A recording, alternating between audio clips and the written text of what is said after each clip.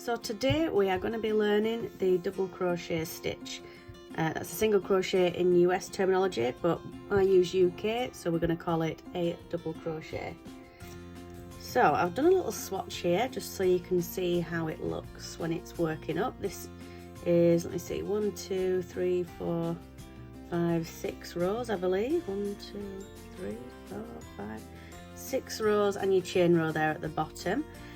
So it does work up reasonably quick, but it's the shortest stitch, so you do have to put in a bit more work to get a bigger project. But the stitches are smaller, they're tighter, gives you a sort of a more filled in look, especially if you're using the right woolen hook as well.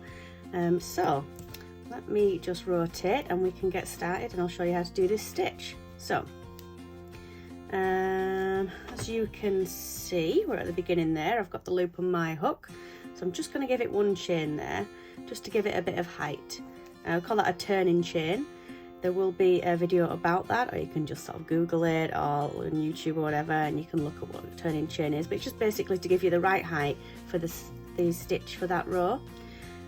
So we're not going to include this as a stitch, which means we're going to go into that first stitch there.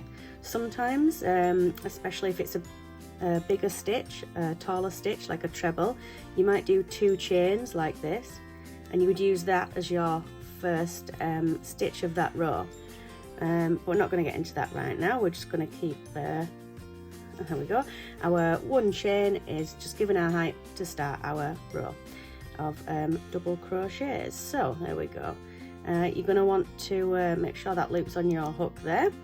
Put it through this first stitch from the row below, so you've got your front loop there and your back loop there, so making sure you're going through both of those. You want to hook the yarn from behind and pull that through, so then you've got 2 stitches on your hook like so, and then you're going to yarn over again and just pull through both, and that is your first stitch. I'm just going to show you that one more time. So take your hook, you go through both those front loop and back loops there, hook over, pull through, yarn over there and pull through both again.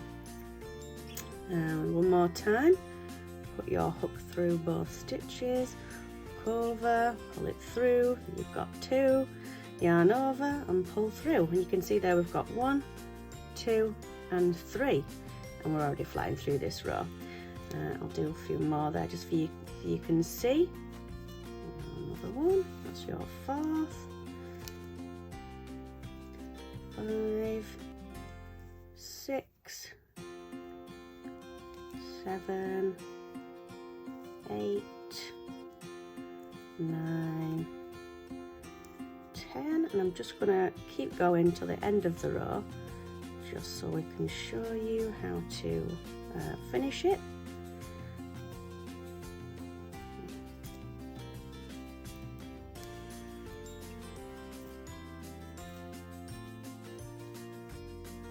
Just a few more.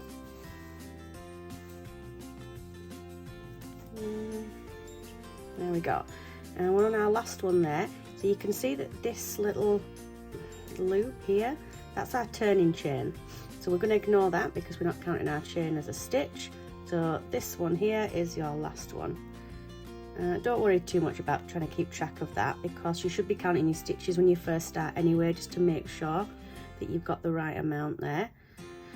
There we go, and that is your last one. So if you count your stitches, you're never going to go one too many or one too few, and it's always going to work like a little rectangle or square, or however your piece is supposed to look. It will just keep it even all the way along. There we go. So that is our double crochet in UK terminology and a single crochet in US terminology. Excellent. Make sure to check out my other videos, and I've got an Etsy shop for crochet supplies and learn how to crochet kits as well, so get on there, check that out, and like and subscribe. Thanks guys, bye.